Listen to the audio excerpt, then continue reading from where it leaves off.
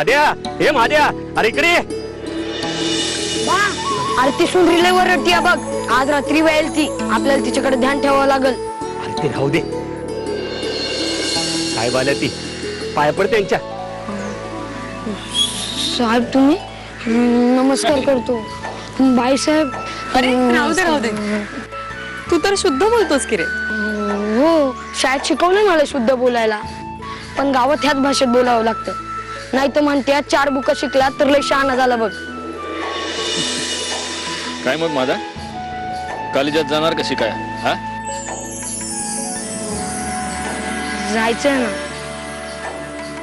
पण बा नाही म्हणतो. अरे वय साहेब, हाताशी आलेला एकच पोरगा आहे, नाही म्हणलं तरी लय गुन्हाचं आहे. हो, जनावरांचं बघतो, शेतीच्या कामात मदत करतो, पीक पाण्याचं बी चांगली जाण आहे. हातात त्याला कॉलेजला धाडला तर शेतीची कामं कोण करणार? आणि साहेब, मी गरीब माणूस, हो, शाळा मोफत होती, कॉलेजाची फी मला परवडणार आहे वय. फीच्या पैशाची काळजी करू नकोस, याचा जो काही लागेल तो खर्च मी करेन. का मग माझा जायचं ना कॉलेजात? साहेब, म्हणजे तुम्ही मला कॉलेजला धाडणार? एकाच अटीवर, मार्क खाली येता कामा नयेत. प्रॉमिस प्रॉमिस, चांगले मार्क काढून दाखीन. जा जा, मित्रांना जाऊन सांग जा. पळ. हे कालिया, मी कॉलेजला जाणार. हे शिरप्या, मी कॉलेजला जाणार. Sit.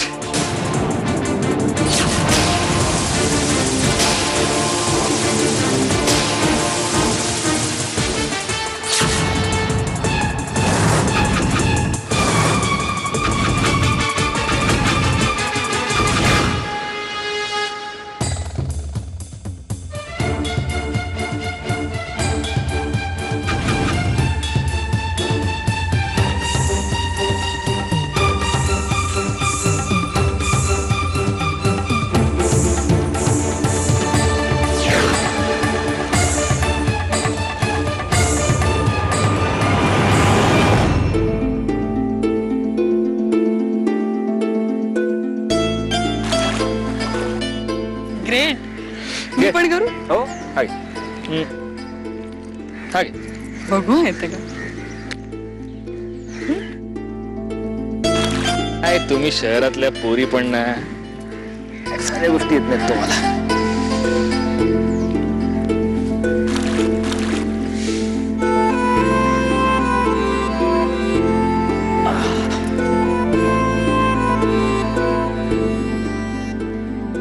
पण काही म्हणा, मला तुमचा खूप अभिमान वाटतो. का? मला पाण्यावर दगड भिरकावते तो म्हणून? तसं नाही, म्हणजे बघा ना, त्या माझ्याला कॉलेजला शिकायला पाठवून तुम्ही एका क्षणात किती जणांचे आयुष्य बदलले. असं काही नसतं का मंजिरी? तो मुलगा उद्या मोठा होऊन जे काही होईल ते त्याच्या कर्तृत्वावर, आपण त्याला मदत केली म्हणून नाही, असं नाही. पण तुम्ही त्याला एवढं प्रोत्साहन दिलं, त्याचं काहीतरी मूल असायलाच हवं, नाही का? तसं प्रोत्साहन तर मी गौरांगला पण दिलं होतं, नाही का? त्यानं शिकून मोठं व्हावं यासाठी त्याला जे लागेल ते दिलं. म्हणजे जेव्हा परिस्थिती होती तेव्हाच नाही म्हणते, जेव्हा परिस्थिती नव्हती तेव्हा सुद्धा. कसं आहे ना, मला कधीच सहजपणे काही मिळालं नाही. माझ्या डोळ्यात तेव्हा सारखी स्वप्न असायची. आज तशीच स्वप्न मला त्या महादाच्या डोळ्यात दिसली. जेवढं जमलं तेवढं केलं. खूप छान आहे ना तळ? आता आणखीन काही दिवसांनी ते अजून छान होणार आहे. कसं काय? अगं, आपण आता हा सगळा प्लॉट डेव्हलप करतोय ना. म्हणजे बघ, आमचं असं ठरलंय की इथून पुढे ना असा एक डेक काढायचा, त्याला छान रेलिंग बिलिंग करायचं, तर छान बोटिंग वगैरे करता येईल. म्हणजे हे लेक बांधून काढायचे सगळीकडून छान. का? काय गरज आहे? नाही, म्हणजे मला असं वाटतं की कुठल्याही गोष्टीचं सौंदर्य ना तिच्या साधेपणात असतं.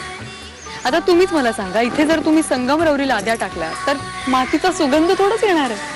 अगं, पण हे सगळं मी तुझ्यासाठी करतोय. नाही म्हणजे तू शहरात वाढलेली आहेस, मला वाटलं तुला हे असं आमचं सगळं गावठी आवडणार नाही म्हणून. छे छे छे, असं अजिबात नाही हं. मला हे असंच आवडतं, खूप आवडतं. साहेब तुमच्याकडे कोण आहे? ते कोणाचा फोन? हॅलो, हा बोला. हो हो, माझ्या लक्षात आहे. दादा होळकरांबरोबरची मीटिंग माझ्या लक्षात आहे. कसं आहे विहंग, मीटिंग विसरायला मी म्हणजे तू नाही का? आणि अजून एक गोष्ट, आपण हे जे काही फार्म हाऊस डेव्हलप करणार होतो तो प्लॅन आता कॅन्सल झालाय. कारण कसं आहे, इथे संगमरवरी लाद्या बसवल्या तरी त्याला मातीचा सुगंध येणार नाही का, असं मंजिरी मॅडमचं म्हणणं आहे, म्हणजे त्यांची आज्ञा आहे. So plan cancel. Okay, bye bye.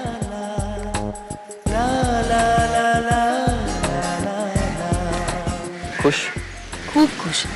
Thank you so much. Thank you काय, हे सगळं तुझंच आहे.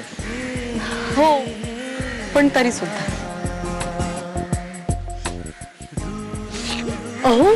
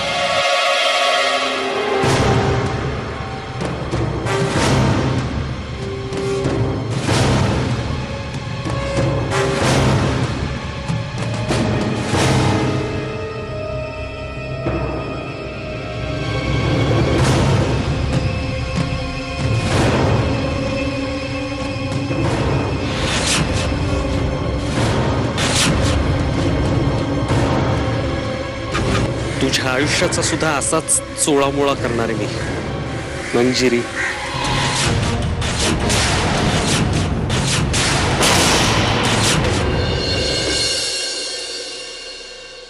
आणि मग आपण तुझे ते सगळे लहानपणीचे फोटो असे मोठे करायचे, एनलार्ज, आणि आपल्या बेडरूमच्या भिंतीवर लावायचे. मग काय होईल माहितीये? काही होणार नाही, सगळे हसतील मला, तुम्ही हसत होतात तसे. होईल असं की जेव्हा आपल्याला बाळ होणार असेल तेव्हा तुझी नजर सतत तुझ्या त्या फोटोजवर राहील, आणि मग आपल्याला सुद्धा तुझ्यासारखीच एक गोड मुलगी होईल. तिचे गोबरे गोबरे गाल असतील, आणि मग ती जेव्हा हसेल तेव्हा तिचे डोळे पण दिसणार नाहीत तिच्या गालांमुळे. तुम्ही पाहिलात फोटो? हो. तुम्ही मला हसत का होतात फोटो बघून? अगं, लहान मुलाकडे पाहून कोणाच्याही चेहऱ्यावर हसूच येतं. खरं सांग, तुला नकोय तुझ्यासारखीच दिसणारी एक गोड मुलगी? चला, काहीतरीच काय.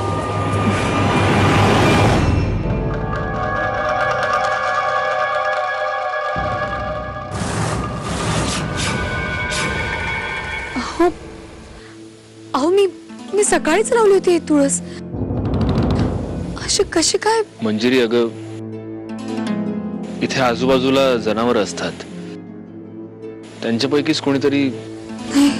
नको, राहू देत, चल. नाही, तुम्ही व्हा ना पुढे, मी बघून येते जरा. हा, बरं, जरा जपून आणि लवकर ये.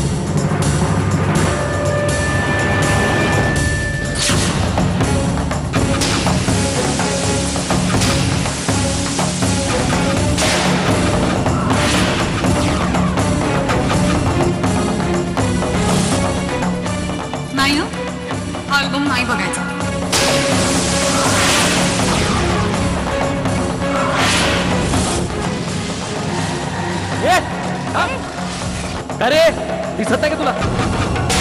तुझ्याशी बोलतोय मी, त्याच्याशी बोलतोय. मी पण त्याच्याच सोबत आहे. नुकसान भरपाई.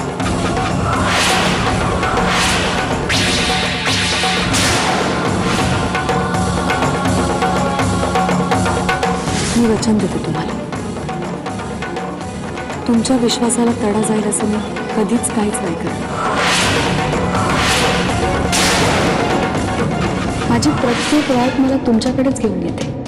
स्वप्न अर्ध्यावरच मोडतात. हे नाही मोडणार, खात्री आहे मला. मला कधीच वाटलं नव्हतं मी कोणावरही इतकं प्रेम करू शकेन. याआधी तुमच्या आयुष्यात कोणी मुलगा होता? नाही.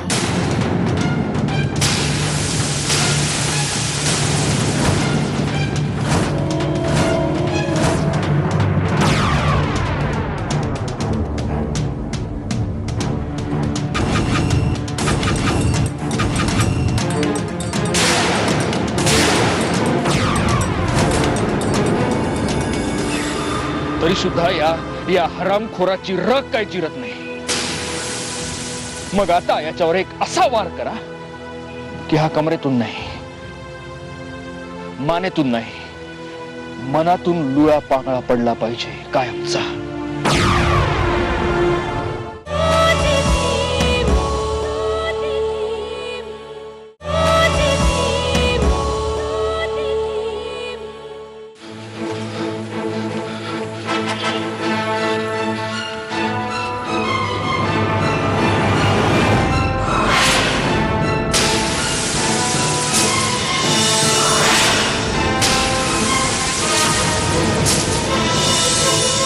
अहो, काय झालंय? तुमचे डोळे असे पाणावलेले काय? घरी सगळं नीट आहे ना? आई बऱ्या आहेत ना आपल्या? हा? अहो अहो,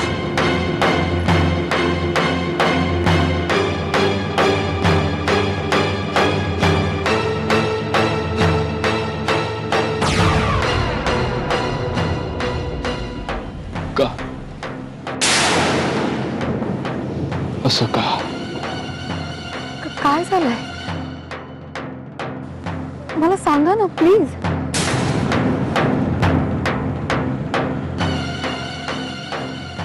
विश्वास ठेवणं हा सगळ्यात मोठा गुन्हा आहे. हे मला कधीच कोणी का शिकवलं नाही. लहानपणी आईनं शिकवलं नाही, शाळेत मास्तरांनी शिकवलं नाही. एवढी मोठी फसवणूक का केली सगळ्यांनी माझी? अहो काय झालंय मला तुम्ही नेमकं सांगा तरी, म्हणजे मला कळेल ना की. शिकवणारे फसवत गेले की मीच माझी फसवणूक करून घेत राहिलो. जन्मदात्या बापानं आईची फसवणूक केली, तिला रस्त्यावर आणलं. स्वतःच्या डोळ्यांनी मी हे सगळं पाहिलं, पण तरी सुद्धा मी माझा धडा शिकलो नाही. दिवाळीला आईसाठी तोडे करायचे म्हणून रक्त गाळून कमावलेले पैसे मित्राकडे ठेवायला दिले विश्वासानं, पण तो ते पैसे घेऊन पळून गेला.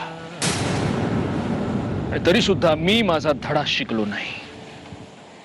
धंद्यात लोकांनी फसवलं, पैशाला लुबाडलं, रक्ताच्या नात्याच्या लोकांनी वाटेल तसं खेळवलं. सख्खा भाऊ सुद्धा पाठीत खंजीर खुपसून, नाही तुमची काहीच चूक नाही, तुम्हा कोणाची याच्यात काहीही चूक नाही, कोणाचीच नाही. मी जर माझा धडा पहिल्या इयत्तेत शिकलो असतो तर तुम्हा कोणावरच तो मला शिकवण्यासाठी हे असं वागण्याची पाळी आली नसते. तुझ्यावरही नाही. मी काय केलंय?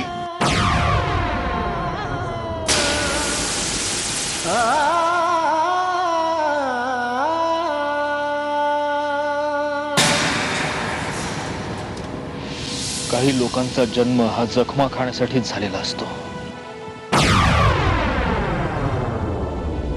ती जखम कोणी आणि कसं देतं हे महत्वाचं उरतच नाही. रक्त वाहत राहिलं पाहिजे. जरा घाव भरतोय असं वाटतं, जरा खपली धरते असं वाटतं, भळबळायचं थांबलंय असं वाटतं की लगेच देव म्हणतो. असं कसं? करा करा, नवीन वार करा, पुन्हा जखमी होऊ द्या साल्याला. आणि तरी सुद्धा हा निर्लज्ज कोडगा सत्यजित पुन्हा पुन्हा स्वतःला सावरून उभं राहण्याचा प्रयत्न करतो. नाही, तरी सुद्धा या हरामखोराची रग काय चिरत नाही. मग आता याच्यावर एक असा वार करा की हा कमरेतून नाही, मानेतून नाही, मनातून लुळा पांगळा पडला पाहिजे कायमचा.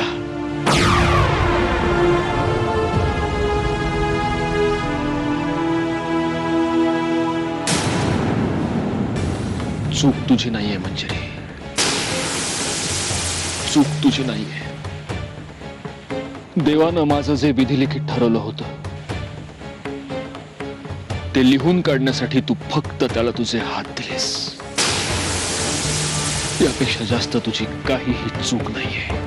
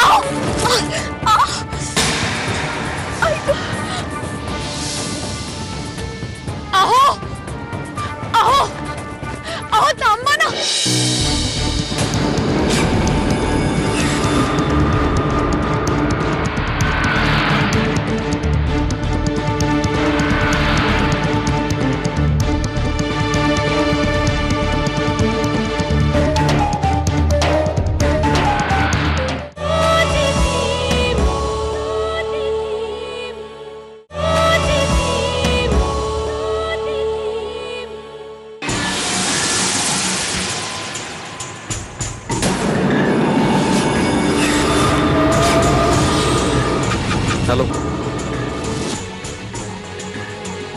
काम झालं. सत्यजित एकटाच निघालाय तिकडे यायला. आपलं नशीब जोरावर आहे आज प्रिया.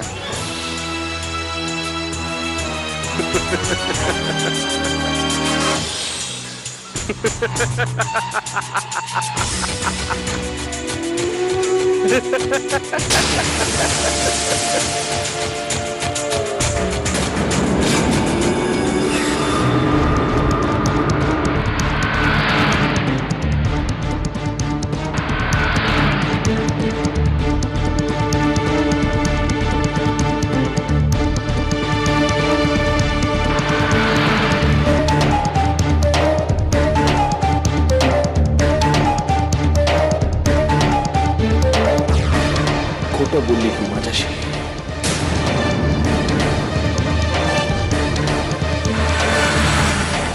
हे लग्न तुम्ही तुमच्या मर्जीनं करताय? हो. याआधी तुमच्या आयुष्यात कोणी मुलगा होता? नाही.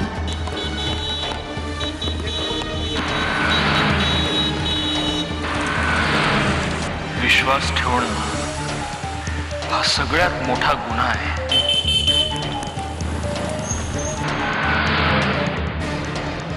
मी पूर्ण पवित्र मनाने तुमच्या सोबत राहील. एवढी मोठी फसवणूक का केली सगळ्यांनी माझी? नाही, तुमची काही चूक नाही.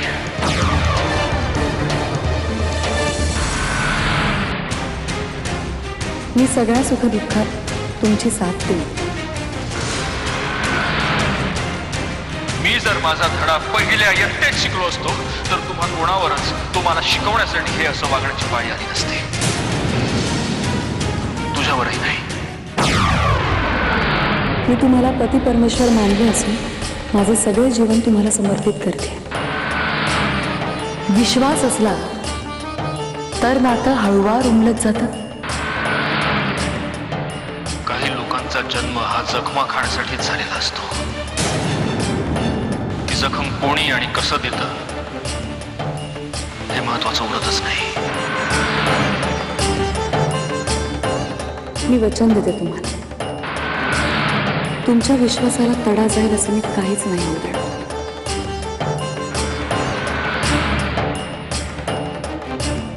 चूक तुझी नाहीये. देवानं माझं जे विधिलिखित ठरवलं होतं ते लिहून काढण्यासाठी तू फक्त त्याला तुझे हात दिलेस. यापेक्षा जास्त तुझी काहीही चूक नाहीये. मी आयुष्यभर प्रेमानं तुझा सांभाळ करेन, तुला अंतर देणार नाही, कुठल्याही सुखात कधी काहीही कमी पडू देणार नाही.